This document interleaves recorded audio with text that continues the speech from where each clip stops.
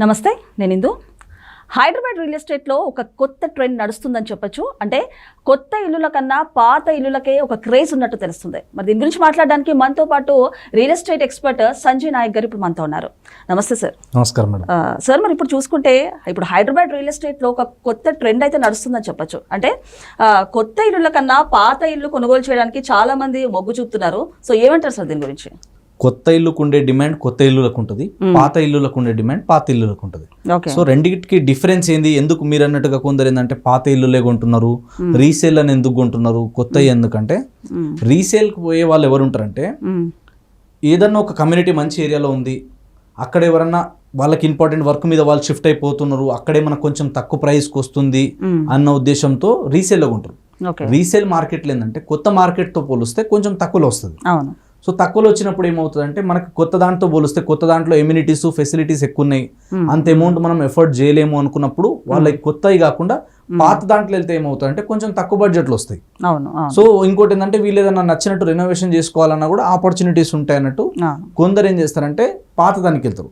అంటే ఇప్పుడు ఉన్న మార్కెట్ కండిషన్ ఏంటంటే హైదరాబాద్లో ప్రతి ఒక్కరు వచ్చి కొత్త దాంట్లోనే కొనాలంటే పాసిబుల్ కాదు. ఎందుకంటే పర్ సేఫ్టీ తీసుకుంటే ఇలా కొత్త ఎక్కడ అపార్ట్మెంట్లో తీసుకున్నా ఎనీ మీరు హై రైజ్లో తీసుకున్నా మినిమం వచ్చేసి 5,000 నుంచి 6,000 రూపీస్ పర్ సేఫ్టీ ఉంది. దాంట్లో పార్కింగ్ ఛార్జెస్ వేరే ఉంటాయి. మళ్ళీ ఇంకోటి వచ్చేసి దాంట్లో ఎమ్యూనిటీస్ ఫెసిలిటీస్ ఇస్తే దాని ఛార్జెస్ వేరే ఉంటాయి. సో ఇలా వాళ్ళు ఇచ్చే ఎమ్యూనిటీస్ ఫెసిలిటీస్ ని బట్టి మారుతుంటది రిక్వైర్మెంట్. అండ్ ఇంకోటి పాత దాంట్లో ఇంకోటి ఏంటంటే మనకి అనుకున్నది అనుకున్నట్టుగా దొరకడం అన్నిసార్లు పాసిబుల్ కాదు. ఏదో ఒక డ్రాబ్యాక్ ఉంటుంది, డ్రాబ్యాక్ అనొచ్చు, లేదా వాళ్ళకి అక్కడ అన్ని రిక్వైర్మెంట్ ఫుల్ఫిల్ అవ్వకపోవచ్చు. కొత్త దాంట్లో ఏంటంటే అన్ని ఎమ్యూనిటీస్ ఉంటాయి, కొత్తగా ఉంటది. ప్లస్ ఏంటంటే ఇప్పుడు కొత్త దాంట్లో ఏంటంటే కొంచెం ప్రైస్ ఎక్కువ అక్కడ వచ్చే పీపుల్ కూడా చేంజ్ అవుతుంటారు. మీకు ఇప్పుడు స్టాండ్ అలోన్ కుండే అడ్వాంటేజ్, స్టాండ్ అలోన్ కుండే డిఫరెన్స్ స్టాండ్ అలోన్ కుంటది.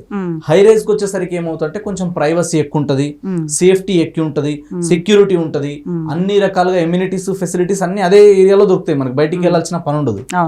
సో ఈ రకంగా చూసుకునే వాళ్ళు క్లైమేట్ పరంగా కావచ్చు, కొంచెం హైట్ లో ఉండాలి, కొంచెం వ్యూ పాయింట్ ఉండాలి, అట్లా నేచర్ని ఆ విధంగా ఎంజాయ్ చేసే వాళ్ళు ఒక రకమైన టార్గెట్ ఆడియన్స్ ఉంటారు. సో దానికి ప్రిఫర్ చేసే వాళ్ళు దానికి ప్రిఫర్ చేస్తారు. ఇంకా కొందరు ఏంటంటే లేదండి ఇప్పుడు హైదరాబాద్ లో ఇల్లు కొనాలని ఒక డ్రీమ్ ఉంది, కానీ ఇల్లు కొత్తది నేను కొనలేను అన్నప్పుడు ఇట్లా ఛాన్స్ ప్రాపర్టీస్ వచ్చినప్పుడు కానీ తక్కువ రేట్లో ఉన్నాయి కానీ అట్లాంటి వాటికి మొగ్గు చూపుతా ఉంటారు అనమాట. సో ఇక్కడ ఏంటంటే వాళ్ళ పర్సెప్షన్ ని బట్టి, వాళ్ళకున్న రిక్వైర్మెంట్ ని బట్టి, వాళ్ళ బడ్జెట్ ని బట్టి, ప్రైజ్ ని బట్టి కూడా చేంజెస్ వస్తాయి. సో కొత్త దాంట్లో కొనాలా పాత దాంట్లో కొనాలంటే దేనికి ఉన్న డిఫరెన్స్ దానికి ఉంటుంది ఖచ్చితంగా. తక్కువలో కావాలి, కొంచెం ఆల్రెడీ ఒక 5-10 ఏళ్ళ పాత కొద్ది ఏంటంటే బిల్డింగ్ లోకి వెళ్ళేటప్పుడు అది ఇండివిజువల్ హౌస్ కావచ్చు, విల్లా కావచ్చు, ఏదైనా కావచ్చు, పాతగా కొద్ది ఏంటంటే దాని ప్రైస్ ల్యాండ్ ని బేస్ చేసుకొని పెరుగుతుంది. అదే కనుక మనం అపార్ట్మెంట్ లో ఫ్లాట్ తీసుకుంటే ఏంటంటే కొత్తది అక్కడున్న కల్చర్, సేఫ్టీ, సెక్యూరిటీ ఇవన్నీ బేస్ చేసుకుని ఇప్పుడు ఉండడానికే కాబట్టి దాన్ని బేస్ చేసుకొని కొంటారు. కానీ రీసేల్కి వెళ్ళేటప్పుడు దాని స్ట్రెంత్ తగ్గిపోవడం కానీ అట్లా కొన్ని ఉంటాయి అనమాట పారామీటర్స్, దాన్ని బట్టి ఖచ్చితంగా రేట్ అనేది కొంచెం తక్కువ వస్తుంది. సో అంటే మీరు అన్నట్టు ప్రైసెస్ వ్యారీ డిఫరెన్స్ ఉంది కాబట్టి చాలా మంది పాత ఇళ్లలోనే ప్రిఫర్ చేస్తున్నారని చెప్పొచ్చు అంటారా? అట్లా కూడా ఉంటాయి. కొన్నిసార్లు ఏమవుతాయంటే కొన్నిసార్లు మనకి మంచి ఛాన్స్ ప్రాపర్టీస్ దొరుకుతాయి. పాత దాంట్లో కూడా కొన్ని ఫెసిలిటీస్ మంచిగా ఉంటాయి, అక్కడ కూడా ఎమ్యూనిటీస్ ఉంటాయి, అండ్ దాంట్లో కూడా ఏదైనా మనకి ఇంకొంచెం ఛాన్సులు వస్తుంది అన్నప్పుడు వాళ్ళు ప్రైస్ ని కంపేర్ చేసుకుంటారు, వాళ్ళ రిక్వైర్మెంట్ ఫుల్ఫిల్ అవుతుందా లేదా, లేదంటే మేము ఇప్పుడు ఇన్ని ఇమ్యూనిటీస్ వాడమండి, దాంట్లో వెళ్ళి అంత డబ్బులు ఎందుకు పెట్టాలి, ఆ డబ్బు ఏదో దీంట్లో పెట్టి తక్కువలో తీసుకుందాము, మిగిలింది ఇంకెక్కడైనా ఇన్వెస్ట్మెంట్ చేద్దాం. సో ఇట్లా రకాలు ఉంటది అనమాట. సో ఇన్వెస్ట్మెంట్ చేసే వాళ్ళ సైకాలజీ వేరే ఉంటది. లేదు ట్రేడింగ్ చేస్తారు కొందరు, కొంటారు అమ్మేస్తారు, అట్లా చేసే వాళ్ళు కొందరు ఉంటారు. కొందరు ఏంటంటే కొనుక్కొని అక్కడే ఉంటారు. సో అట్లా వాళ్ళ ఉన్న రిక్వైర్మెంట్ ని బట్టి మారుతూ ఉంటది అనమాట. కాబట్టి ఇది బెస్ట్, ఇది రాంగ్ అని ఏముండదు. కొత్త దాంట్లో ఉన్న అడ్వాంటేజెస్ ఫీచర్స్ కొత్త దాంట్లో ఉంటుంది. ఎంతైనా కొత్తది దానికి లైఫ్ స్పాన్ ఎక్కువ ఉంటది కాబట్టి, ఇంకా అప్రూవల్స్ పరంగా దాంట్లో వెంటిలేషన్ అన్ని డిఫరెన్స్ ఉంటుంది.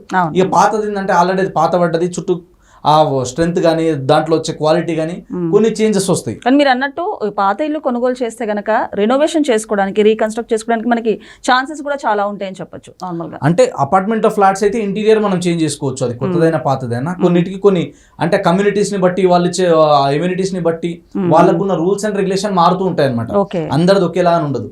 అదే మనం ఇండివిజువల్ గా ఇండిపెండెంట్ హౌస్ కి వెళ్ళాం అనుకోండి, అప్పుడు మన చాయిస్ అది. అప్పుడు ఏమవుతుంది, ఆ హౌస్ ప్రైస్ కంటే ల్యాండ్ ప్రైస్ మీదనే వస్తుంది మనకి. అప్పుడు మనకు నచ్చలేదు, దాన్ని ఇంకేదైనా రెనోవేషన్ చేయాలి లేదా 2 floors ఉంది ఇంకో 3 వేయాలనుకున్నప్పుడు అది మనకు నచ్చినట్టు దాన్ని మనం మోల్డ్ చేసుకోవచ్చు. లేదంటే మనం అది మొత్తం కూలగొట్టేసి మళ్ళీ ఫ్రెష్ గా కన్స్ట్రక్షన్ చేసి మళ్ళీ కన్స్ట్రక్ట్ చేసుకోవచ్చు. సో అట్లా అన్ని రకాలుగా మనకి సూటబుల్ అవుతుంది. సో ఇక్కడ ఇంకోటి ఏంటంటే మీరు అపార్ట్మెంట్ లో ఫ్లాట్ అయినా ఇండివిజువల్ హౌస్ అయినా విల్లా అయినా ఏదైనా సరే మన రిక్వైర్మెంట్ ని బేస్ చేసుకొని మన దగ్గర ఉన్న బడ్జెట్ ని బేస్ చేసుకొని కొంటారు. సో ఈ వీటిని పారామీటర్ ని చెక్ చేసుకున్న తర్వాత మాత్రమే దేంట్లో కొంటే బాగుంటది, దేంట్లో అయితే మనకు సెట్ అవుతుంది అని చెప్పి ఎవరెవరు రిక్వైర్మెంట్ కి తగ్గట్టు వాళ్ళ రిక్వైర్మెంట్ చేంజ్ అవుతూ ఉంటది. కొందరు ఏం చేస్తారు, ఇప్పుడు ఇక్కడ కొన్ని రోజులు ఉంటారు, తర్వాత ఇంకేదైనా మంచి ప్రాపర్టీ వస్తే ఇది అమ్మేసి అందులోకి వెళ్ళిపోవడం కానీ, లేదా దీంట్లో తక్కువలో వస్తుంది మనకి ఛాన్స్ లో వస్తుంది అన్నప్పుడు దీని నుంచి మనం ఎట్లా జనరేట్ చేసుకోవాలి. కొందరు ఏంటంటే ఆల్రెడీ ఒక హై రేంజ్ లో ఉంటారు, ఆల్రెడీ మంచి దాంట్లో ఉంటారు, ఇంకో ఏమైనా తక్కువలో వచ్చినా కూడా అందులో కొనుక్కొని రెంట్కి ఇచ్చుకోవడము ఇట్లా చేస్తారు. కొందరు ఏంటంటే అపార్ట్మెంట్ లో ఫ్లాట్లలో ఇన్వెస్ట్మెంట్ చేస్తారు, కొందరు ఏంటంటే ఇండివిజువల్ హౌస్ లో ఇన్వెస్ట్మెంట్ చేస్తారు. చూసుకుంటే మీరు అన్నట్టు ఒక అపార్ట్మెంట్ ఫ్లాట్ అనుకోవచ్చు, లేకపోతే ఓపెన్ ప్లాట్ అనుకోవచ్చు, రెండింటికి అంటే డిఫరెన్స్ ఏంటి? ఈ రెండిట్లో చాలా మంది ఇప్పుడు ఎంతో మంది కొనుగోలు చేద్దామని చూస్తారు. దేనికి మనము ఏది కొనడానికి మొగ్గు చూపితే కరెక్ట్ అంటారు? ఫ్లాట్ అంటారా, ఓపెన్ ప్లాట్ అంటారా? ఏది మనకు బెనిఫిట్ అంటారు? ఇప్పుడు మీరు ఇక్కడే ఉండాలి, మీ వర్క్ ప్లేస్ కి నియర్ బై ఉండాలి, ఇందాక నేను చెప్పినట్టు మీకు సేఫ్టీ సెక్యూరిటీ ఇవన్నీ ఫ్యూచర్స్ మీకు ఉండాలి అనుకుంటే ప్రజెంట్ కోసం అయితే గో ఫర్ ఫ్లాట్స్. ఓకే, ఇప్పుడే ఉంటాం మేము అనుకున్నప్పుడు చాలా మంది ఏం చేస్తారు, మా పిల్లల ఎడ్యుకేషన్ కి దూరం ఉండదు, మా ఆఫీస్ కి దూరం ఉండదు అనుకున్నప్పుడు అపార్ట్మెంట్ లో ఫ్లాట్స్ కి వెళ్తారు.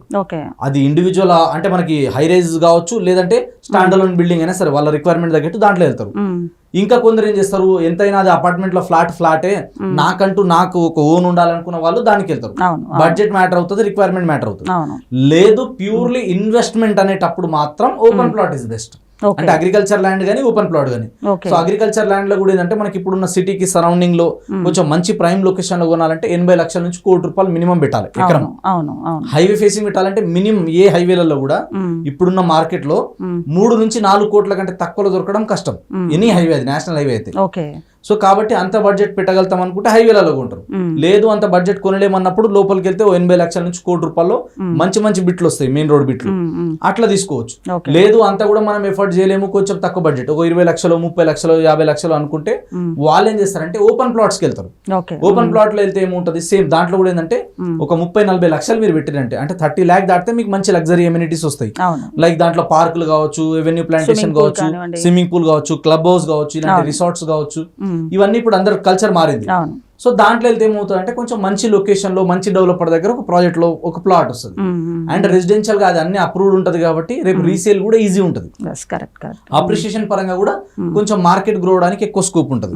అగ్రికల్చర్ ల్యాండ్ కు ఉండే డిమాండ్ అగ్రికల్చర్ కు ఉంటుంది, దాంట్లో రెసిడెన్షియల్ గా ఓపెన్ ప్లాట్ చేసినప్పుడు దానికి వచ్చే డిమాండ్ దానికి ఉంటుంది, దేంది దాందే ఉంటుంది. సో ఒకటి మనం చూడాల్సింది ఏంటంటే మనం ఏ పర్పస్ తో కొంటున్నాము. ఒకవేళ ఇన్వెస్ట్మెంట్ కి వెళ్తే కూడా మళ్ళీ దీంట్లో 3 రకాలు ఉంటాయి. ఒకటి ఏంటంటే LIG, MIG, HIG అని ఉంటుంది. సో HIG అంటే హై ఇన్వెస్ట్మెంట్ గ్రూప్. మీకు షార్ట్ టర్మ్ లో ఇన్వెస్ట్మెంట్ రావాలంటే HIG అంటే మున్సిపాలిటీ లిమిట్ లో, మున్సిపాలిటీకి దగ్గర, దానికి దగ్గరలో, ఇండ్లకి దగ్గర ఉన్నది కొనుక్కోవాలి. అది ప్రైస్ ఎక్కువ ఉంటది, రిటర్న్ ఆన్ ఇన్వెస్ట్మెంట్ కూడా కొంచెం ఫాస్ట్ ఉంటది, ఎక్కువ పెడతాం ఎక్కువ వస్తుంది దాంట్లో. నెక్స్ట్ వచ్చేసి మిడ్ HIG అంటే హై ఇన్వెస్ట్మెంట్ గ్రూప్. ఇప్పుడు ఇండ్లకు మధ్యలో ఉండాలి, టౌన్ కి దగ్గర ఉండాలంటే రేట్ ఎక్కువ ఉంటది కదా, లోపలికి వెళ్ళే కొద్ది తక్కువ ఉంటది. సో దగ్గర ఉన్న ఏంటంటే కొంచెం హై ఇన్వెస్ట్మెంట్ గ్రూప్. కొంచెం లోపలికి వెళ్ళిన తర్వాత అంటే ఒక 5 కిలోమీటర్ రేడియస్ వరకు లోపలికి వెళ్తే అది మిడ్ ఇన్వెస్ట్మెంట్ గ్రూప్. అంటే ఇప్పుడు మనం ఒకవేళ ప్లాట్ లో చూసుకుంటే కనుక HIG అంటే 20,000 అండ్ అబోవ్, అది 30-40 ఎంతనే కావచ్చు. అదే కనుక మిడ్ ఇన్వెస్ట్మెంట్ వెళ్తే 10 to 18,000 మధ్యలో. అదే లో ఇన్వెస్ట్మెంట్ గ్రూప్ అయితే 10,000 అండ్ బిలో. ఆ ప్రైస్ లో అప్రూవ్డ్ లేఅవుట్, మళ్ళీ ఇంకొంచెం డిస్టెన్స్ వెళ్ళాలి. ఒక మున్సిపాలిటీకి గానీ, ఒక టౌన్ కి గానీ, ఒక హైవేకి గానీ, ఒక జంక్షన్ కి గానీ 5 నుంచి 8-10 కిలోమీటర్ రేడియస్ లోపలే కొనాలి. మేజర్ గా అయితే ఫస్ట్ ప్రిఫరెన్స్ కింద 5 కిలోమీటర్ రేడియస్ లో రోడ్ ఫేసింగ్ లో మంచి మంచి బిట్స్ వస్తాయి. సో అలాంటి వెంచర్, రైట్ వెంచర్ ఏది ఉంది, క్లియర్ అప్రూవల్స్ ఉన్నాయా లేదా చూసుకొని అందులో మనం ఇన్వెస్ట్మెంట్ చేస్తే రిటర్న్ ఆన్ ఇన్వెస్ట్మెంట్ అనేది బాగుంటుంది. అండ్ ప్రాపర్టీలు కొనేటప్పుడు ఏంటంటే లీగల్ వెరిఫికేషన్ చేసుకోవడం చాలా ఇంపార్టెంట్.